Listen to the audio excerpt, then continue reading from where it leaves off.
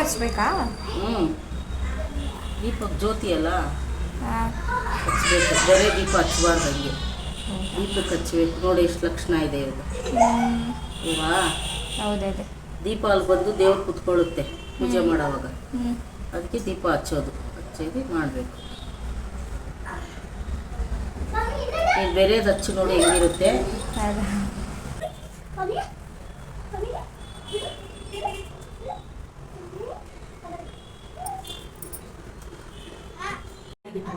ಅದು ಎಷ್ಟು ಯಾವಾಗ ಚೇಂಜ್ ಮಾಡಲಿಕ್ಕೆ? ನೀನು ತೆಂಗಿನಕಾಯಿ ಚೇಂಜ್ ಮಾಡ್ತೀಯಲ್ಲ ಅವಾಗೆ ಮಾಡೋದು. ಆವಾಗ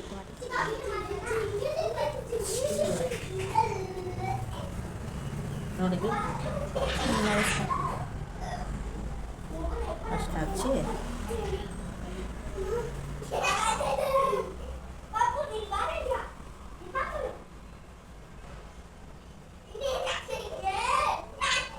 ಹೀಗೆ.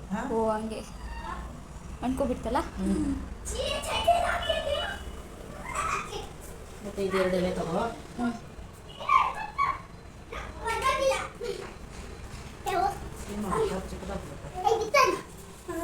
ಅದು ಇದು ಏನಂತ? ಇದು ಗೆಜ್ಜೆಸ್ತ್ರ ಅಂತ. ಗೆಜ್ಜೆಸ್ತ್ರ.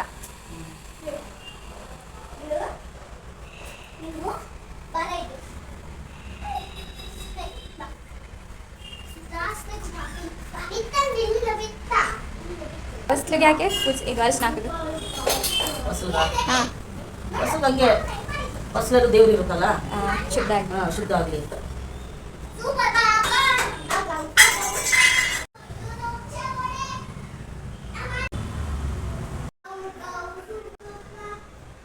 ಓಂ. ಹಾಂ, ಯಾಕೆ ಹೇಳೋ? ಏಕೆ? ಇದು ಒಳ್ಳೇದು. ಒಳಗಡೆ ಗಾಳಿ ಏನು ಬರಲ್ಲ.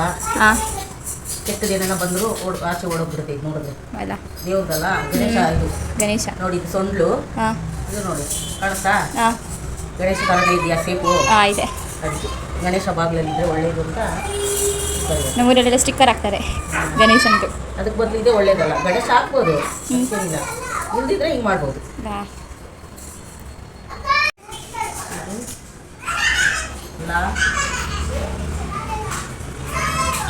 ಅಂತ ಅಂದರೆ ಲಾಭ ಮೊದಲಾಗಲಿ. ಆಚೆ ಹೋಗುವ ಗಂಡಸು ಹೋಗ್ತಾರಲ್ಲ ಅವಾಗ. ಇದು ನೋಡಿ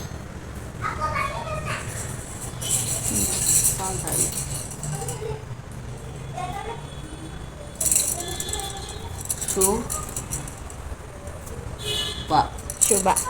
ಶುಭ ಆಗಲಿ ಅಂತ ಹೊರಗಡೆ ಹೋಗೋರಿಗೆ ಶುಭ ಆಗಿ ಲಾಭ ಆಗಿ ಬರಲಿ ಅಂತ ಅನ್ಕೋಬೇಕಷ್ಟೇ. ದೇವ್ರದ್ದು ಮಾಡಿದ್ರೆ ನಮಗೆ ಕಷ್ಟ ಎಲ್ಲ ಹೋಗುತ್ತೆ. ಏನೋ ಕಷ್ಟ ಏನೋ ದೊಡ್ಡದಾಗೋದು ಸಣ್ಣದ್ರಲ್ಲಿ ಹೋಗುತ್ತೆ, ಒಳ್ಳೇದಾಗುತ್ತೆ.